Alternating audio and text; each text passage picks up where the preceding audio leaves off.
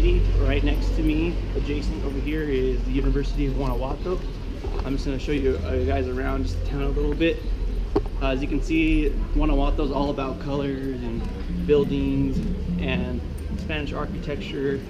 There's a lot of cultural city. It's a UNESCO city.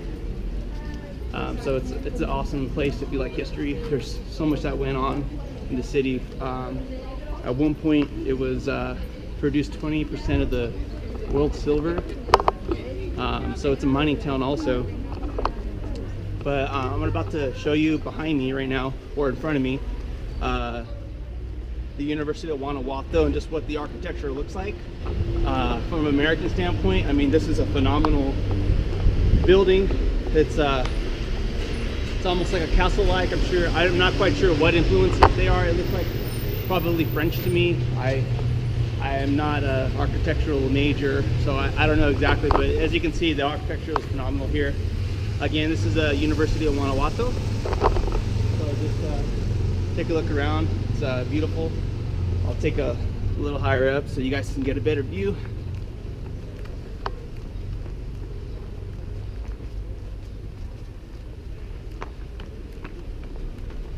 This is the view behind me. You can see the statue behind me in the very far distance is Águila de Pipila. But I was there the other day and it was a phenomenal view. I took the stairs. There's like a corridor of stairs that goes up just adjacent to the statue. And you can pay 10 pesos and go on top, which I was there yesterday. How's it going, guys? So here I am in the center of Guanajuato, just north of Calle de Juarez. Guanajuato is known for having tunnels, and there's tunnels all over the city, and that's how the city gets around.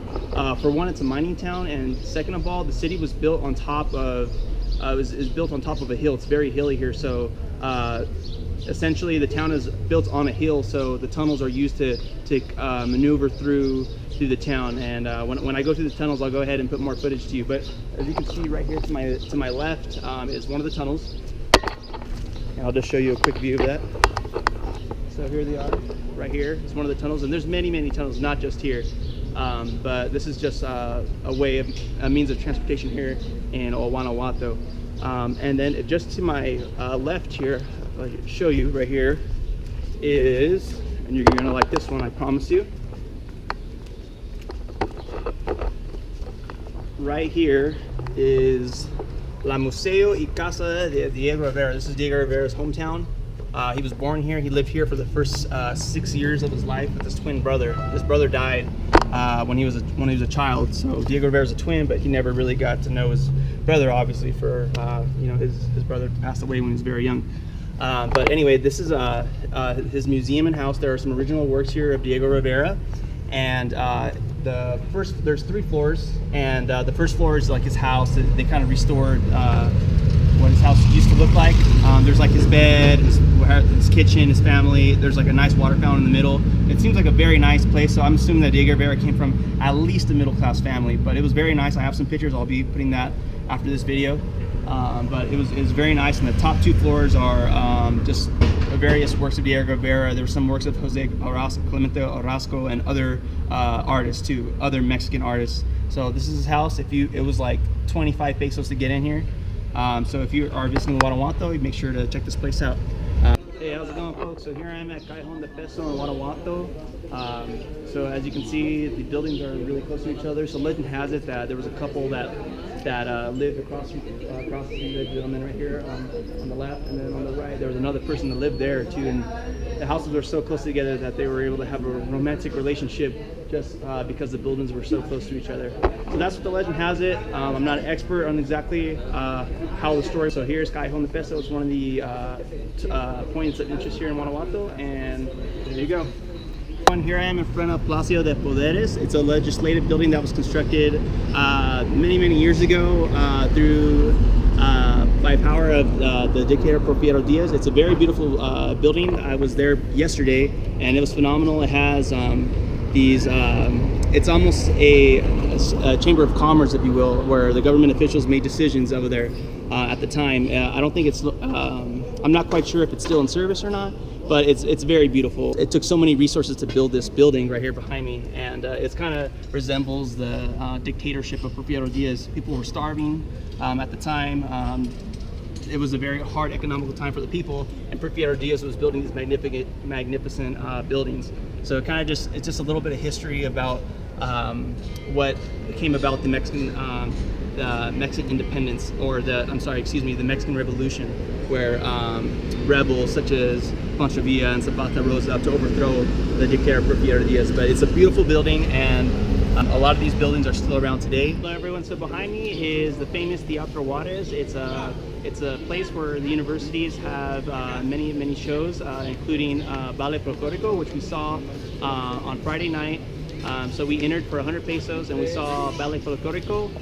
It was like an hour-and-a-half show. It was very beautiful. We were inside the theater. I have some footage which I'll show you in just a moment, what we saw there. But it was great. There's like 3 to 4 levels, and it's so beautiful. The architecture was built, I think, well over 100 years ago, and it's just such a beautiful building. There's like 12 pillars in the front terrace right here behind me, and people like to hang out and pass time and just enjoy just the atmosphere. This is the central garden right behind me. So there's a lot of restaurants, a lot of rooftop bars, many places to eat, hang out, have some coffee. It's just an awesome place. Throughout the day, there's mariachis here, bandas, tamborazos. People are drinking, just hanging out, enjoying the atmosphere. It's such a great place. And then just to my left is Templo de San Diego. It's just another church, and I went there the other day. I have some pictures. If I do have pictures, I'll make sure I'll put them after this short video.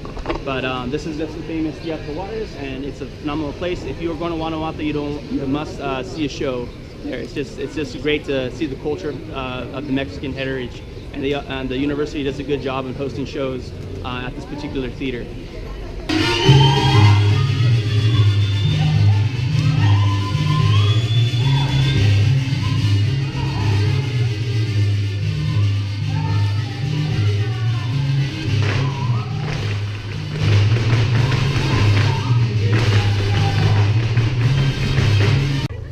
How's it going, guys? Here I am at Plaza de San Fernando. It's just a common area that people gather and have dinner and drinks around as they spend their time here in Guanajuato. As you can see behind me, there's a lot of students. This is a university town, so there's a young atmosphere here. And again, there's many plazas like this throughout the city. This just happens to be one of them. There's also one in front of Teatro Juarez, which I'll show you in a moment. And that's like, there's always music playing there. There's banda, there's tamborazos, mariachis, and it's a really nice place. It's the most popular garden in Guanajuato, I would say, but this is just a more calm, mellow place to relax and have a couple of drinks with your friends or have lunch. So here's Plaza de San Fernando. And you can see just the beautiful architecture behind me, very hilly. All the colors just come out alive here. Right now I'm standing in what is known as Plaza de Paz. It's just another little plaza, common area where people hang out, enjoy the city, and kind of relax. So I'll just give you a quick look around of what this plaza is like. Last night, all these streets were filled. There was a festival for the miners. Like I said, Guanajuato's a mining town, so there was a festival where there was hundreds of people marching bands. There was street food vendors all over the streets, Aztec dancers. It was just a great scene. It was getting dark. It was right after the Chivas won the championship game, so everybody was in high spirits and everybody was celebrating. It was such a fun time. I was with a couple of friends from the hostel, and we were just walking around and just enjoying the atmosphere here. So all the people from the parade were marching from this direction, and there was drums, tamborazos. And what they did was they ended inside the Basquilla de Guanajuato, which is this church behind me. As you can see, it's just phenomenal, the colors, the architectural. There's church bells that ring every, it seems like they ring every 15 minutes, but I think it's an hour, depending on, there they are, see? So it's probably every 15 minutes because I hear it from my hostel all the time. But yeah, it's such a beautiful church, and it's one of the main points of interest in the city of Guanajuato.